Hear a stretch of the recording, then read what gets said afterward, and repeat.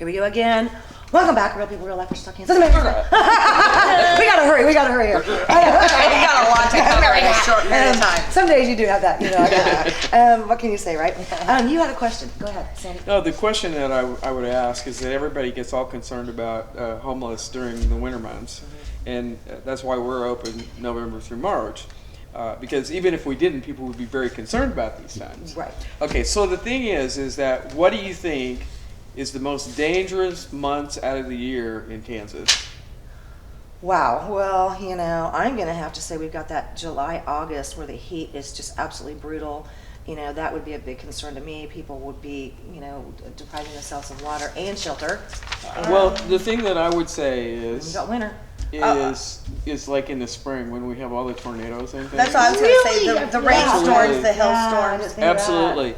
And it's kind of funny because, I mean, I've had guys back in the beginning that we had a terrible hailstorm in Wichita and a tornado. Yeah. And he's walking down the street because he's mentally ill and he's got big old lumps all over his head because he's getting hit with these hail.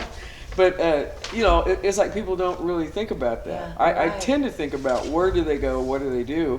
A lot of them tell me they hide out underneath bridges and stuff, which is not a good place if there's a tornado coming. No, it's not. Yeah, not a good thing. Yeah, I remember walking in one of those storms. That was not cool. But the point of it is that they're out there year round, and there really is a need to have something that's flexible and open to people year round.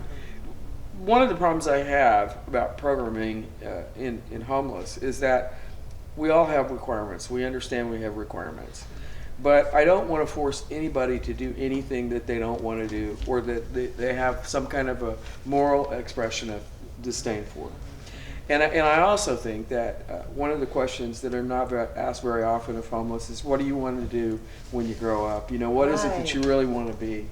And how can we facilitate that person's desire to do that and to get them to move forward on those kinds of things? And what do you do what do you do to get them to that next step? Well, it depends on where they are. Like if they have some kind of a physical limitation or they have emotional limitations and things, and they've tried to work and they've tried to do all this stuff, then I might start looking at things like vocational rehabilitation, some other things for retraining.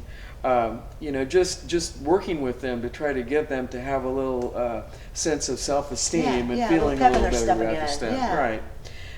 And a lot of times it's done sort of vicariously because you don't really want to just come out and go, you need a kick in the ass.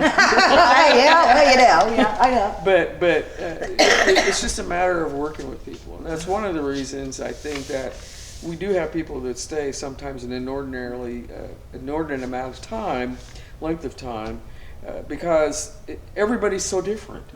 You can sit 10 people down in a room and give them exactly the same assignment with a pencil and a piece of paper, and you'll have 10 entirely different things when you finish. Right. Which is the same way when you work with people. You right. can't just say, this is how we're going to deal with everybody. Yeah, it won't work. You can't go, cookie cutter with everybody because not everybody's going to be able to adapt. Right. And I think that's the biggest thing is being able to recognize the situation and then be able to find solutions and be able to work on that, adapting, of what those solutions are and how we can kind of move forward. So most of the shelters, I mean, obviously maybe not this one, is this one, even if we had a horrible, summer heat or tornado season and we needed this facility, would it be able to open other than just in its normal months? Or? Well, we haven't been, although a couple of times during the really hot days, we've opened up. Okay. And had a place open during the daytime for folks, or in the evening, early evening. It's generally on weekends though, because Open Door is open Monday through Friday, like 8 to 5 or whatever it is. So we try to pick up those other hours that they're not. Evenings and weekends. And it seems like to me that the hottest, most horrible days end up being on the weekends. Of course! When you thought you were going to get a day off, right? Yeah, it's not going to happen. Okay, so you've named quite a few different facilities. If somebody wanted to help, where would they take their whatever they wanted to donate? Well, as an example for Interfaith, one of the things that we've already said is we always need money. Right. Always need money. Put that in Well, play. think about it. We're just totally underfunded. Right, but I mean, if you think about it, I don't think people understand. I mean, there's a cost to everything. I mean, there is a cost to everything. But the thing is that we're actually very blessed. Right. And that's what I wanted to say before you interrupted me. That's okay. Go ahead. I'm sorry. I mean, because we're really probably maybe more fortunate than most because we have such a wide context of people. But we do need, if you look around here, you see these blankets and things. These are actually a Walmart brand twin size single blanket, and they ranged anywhere from like $4 to $6 to $8. Nice. And those are the ones that we use because they actually last. Right. Unlike the government blankets we used to get, that cost us more to have them clean because they were reduced from a full size blanket down to something you'd put on a doll because they were made out of paper and stuff. Now these blankets I've bought pretty much several times over the years, and to donate, you know, to homeless shelters and stuff like that. So we need blankets and things, and then considering that I believe it's going to get colder now than it's been, we still need men's extra large coats, 2X, 3X, so on and so forth, sweaters, sweatshirts, sweatpants. Okay. We hand out socks all the time. Yeah. Underwear, stocking caps, those kind of things. Personal hygiene items like antiperspirant. Right. Oh, yeah. I love that. I was gonna say bring that over. I We love have that. lots of couponers out there too that Yeah. are on our sites that maybe they can help with. Where some can of those. where can people donate these items? They can be donated. They can either be taken to the main office here at 829 North Market, Around the corner of Market and Murdoch. right? Yep. Or they can deliver them to the shelters, which is one is at 841 North Broadway. That's Tiwachoni Safe Haven, or to Interfaith Inn at 320 East Central. Okay. If they want to donate food or they want to provide meals, the best thing to do is to call in to Interfaith Ministries at 264-9303 and ask to get the information about who's actually in charge that month of the food for the winter shelter, or even for or ask for Carolyn Kell. Right. And Good job, Chris. and they'll give them the information about who to contact or what they need to do. Okay. When you want to find out more about donations and you want to learn a little bit more, maybe about all the things and the services that you do provide, is there a website? Yes, or- there is a website. It's Okay. interfaithwichita.org. Cool. And does that kind of give everybody that's kind of curious? I mean, this is not the only thing that you guys do, No. working with homeless. No, So but there's we're a going lot to of bring her work- back to cover yeah. because there's so much There's more. so many things that you guys do all year round, you know, and this is just one of many things, you know. It's a pretty big organization, and I think that the cool thing to me is that you guys have moved above and beyond, and the things that you do, you're helping so many more people. What I will tell you in my 26 years of experience, 25 and a half years of Right? experience, She's counting the days. No. is that the thing that has consistently been moved forward with Interfaith is that Interfaith will always be out here to try to do the right thing.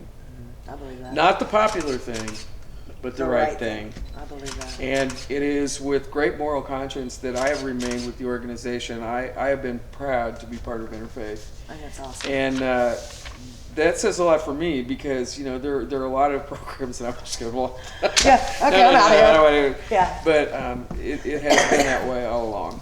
That's really cool too, because I mean, we meet so many people that have worked for different organizations and charities, and I mean, I've been burned by some of them. You know, Yeah. they were doing things I thought they were doing, and you know, that's not the case. You know, but you guys have been around a long time.